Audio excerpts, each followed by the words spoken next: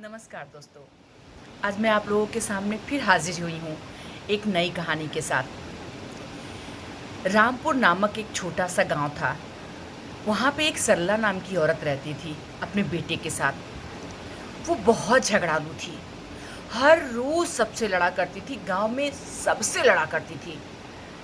गांव के सभी लोग परेशान हो गए थे कि क्या किया जाए कि जिससे ये इसका जो लड़ना है, सबसे लड़ना कम हो जाए और सुकून मिले।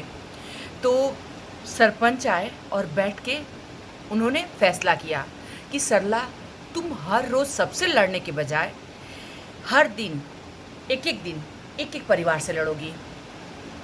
तो सरला मंजूर कर ली, बोली ठीक है, मुझे मंजूर है। उसके बाद से एक एक दिन पारी आने लगी, एक एक घर की एक एक दिन पारी आने लगी और एक सबसे लड़ने लगी। तो एक ही परिवार से लड़ती थी, बाकी परिवार का जान बचा रहता था, लोग सुकून से जीते थे। तो एक दिन आज उनका नंबर आया, उनका ख़त्म हुआ तो दूसरे दिन उनका नंबर आया, दूसरे दिन उनका ख़त्म हुआ तो तीसरे घर का आया, चौथे घर का आया, ऐसे करके वन बाय वन एक एक दिन आते जाता था नंबर। इत्तेफाक से एक दिन एक औरत का नंबर आ गया, जिस औरत के घर पे उसी दिन उसकी बहू उतरी थी। शादी करके उस दिन उसकी बहू उतरी थी और सुबह सुबह के टाइम में वो लड़ना शुरू करती थी। सास बहुत परेशान थी कि क्या करूं, आज तो नई नई बहू आई है, उससे मैं ये बातें बता भी नहीं सकती और मुझे लड़ना भी है। और बहू तो सुनेगी तो यही कहेगी ना कि मेरी सासू माँ कितनी लड़ाकू है। बहुत परेशान थी सास। बहू काफ़ी समझदार थी। अपनी सास की शक्ल देखते हुए बोली, मम्मी आज कुछ परेशान सी लग रही हैं। सास तो बोली कि कैसे बताऊं, थोड़ा इग्नोर करने की कोशिश की। तो बहू ने कहा, मम्मी मुझे अपनी बहू नहीं बेटी समझिए, और बेटी समझ के जो भी समस्या है, जो भी परेशानी है, मुझे बताइए। सास ने झिझकते झिझकते सारी बात अपनी बहू को बताई कि एक रामपुर नामक गांव है, इस गांव में हम लोग जहाँ रहते हैं वहाँ एक सरला नाम की औरत है जो आए दिन सबसे लड़ते रहती थी। तो गांव के सरपंच ने ये नियम निकाला कि एक एक दिन करके एक एक परिवार से तुम्हें लड़ना है। इत्तेफाक से आज मेरे परिवार का नंबर है और तुम दुल्हन हो के बन के आई हो, और मैं समझ नहीं पा रही हूँ कि क्या करूँ। मैं अपनी खुशी जाहिर करूँ या उससे लड़ने जाऊँ। बहू बोली, मम्मी बस इतनी सी बात है। थोड़ी देर सोची बहू, फिर बोली, मम्मी घबराइए मत, दरवाजे के बाहर आप चारपाई खड़ी करके लगवा दीजिए। सासू बोली, बेटा क्यों, ऐसा क्यों?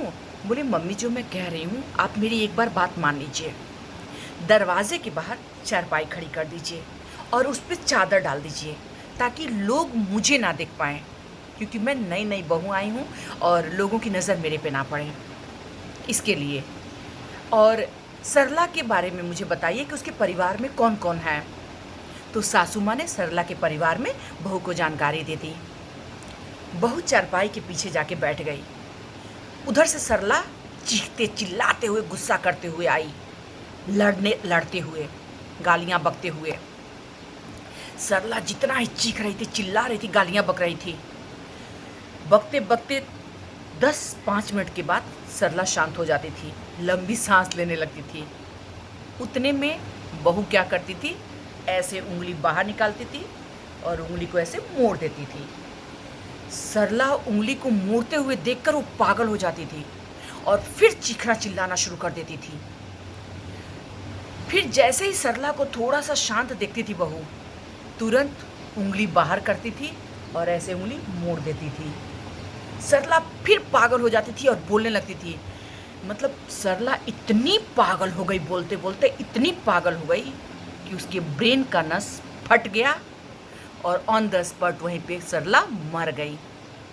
जब सरला मर गई तो गांव के सभी लोग वहाँ जमा हो गए और जमा होने के बाद सरला के लिए, जो नई बहू आई थी उसके लिए ताली बजाए। और बहुत से लोगों ने सवाल किए कि बेटा, इस आफत को आज तक हम लोगों ने इतना झगड़ा करके, बोल बोल के हरा नहीं पाए, और आपने बिना बोले इसे कैसे हरा दिया? तो बहू ने कहा कि मैं सिर्फ ये एक उँगली दिखाती थी और उँगली को ऐसे मोड़ देती थी। और ये सरला का सिर्फ़ एक ही बेटा था। तो सरला को लगता था कि ये मेरे बेटे को मारने को कह रही है। सरला को ये लगता था कि ये मेरे बेटे को मारने के लिए कह रही है। ये सोच के और सरला गुस्सा करती थी और गुस्सा करते-करते मर गई। सब ने शाबाशी दी और आज उस नई नवेली बहू को उस गाँव का सरपंच नियुक्त कर दिया। तो दोस्तों, अगर मेरी कहानी अच्छी लगी हो तो लाइक, शेयर, सब्सक्राइब ज़रूर करिएगा। मेरे चैनल को सब्सक्राइब करिएगा। Please support me everybody. Thank you.